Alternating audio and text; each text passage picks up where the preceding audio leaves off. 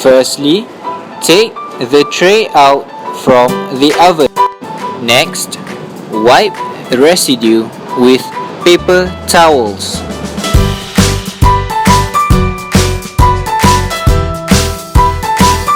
Next, spray some sanitizer.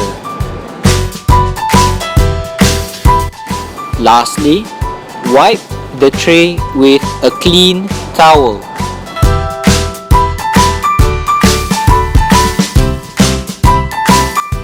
Congratulations!